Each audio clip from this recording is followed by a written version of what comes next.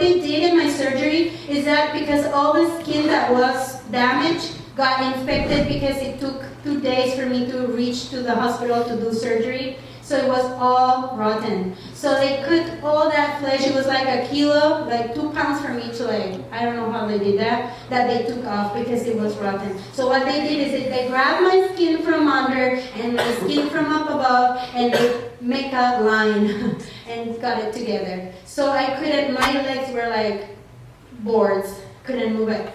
And so they said, maybe with therapy you will be able to bend your knee 90 degrees after a year. So 90 degrees is more or less like that. So you will walk a little funny, you won't be able to kneel down, you won't be able to run, like blah, blah, blah. And I said, okay. So I started therapy, but it was so hard. They will put me down, they will grab my leg and pull it. Yeah, that's the face I did. Just that face right there. Yeah. And I remember screaming, and sometimes I would punch the nurse. Like,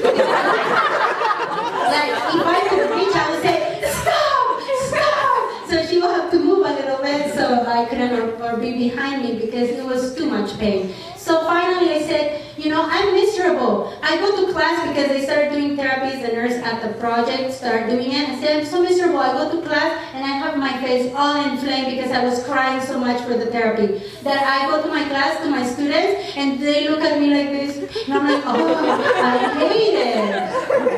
So I said, either a happy missionary that, cannot walk, or a miserable missionary that can walk. No, I prefer to be the happy missionary. So I said, God, in this, I'm not going to ask you. I want to be the happy missionary. I'm suffering too much. I'm stopping therapy. That I did what I could. I cannot go any further. And then the next day after I said that, I was walking to the cafeteria really slow like this.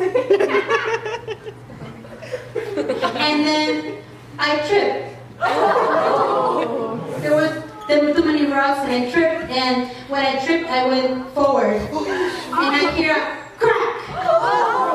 And I started crying. I didn't cry because of the pain. I cried because I thought, oh no, they're going to take me again to the hospital, and they're going to do all these things to me.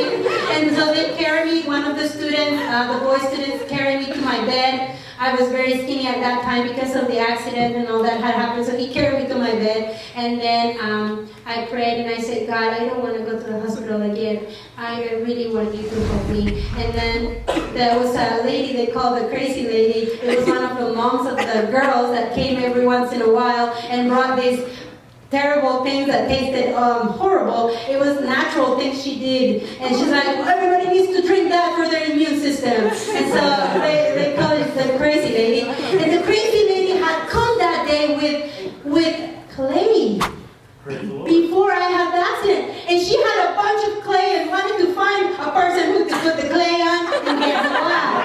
I was the one. So she put clay on my knees. And the next day when I woke up, there was no inflammation.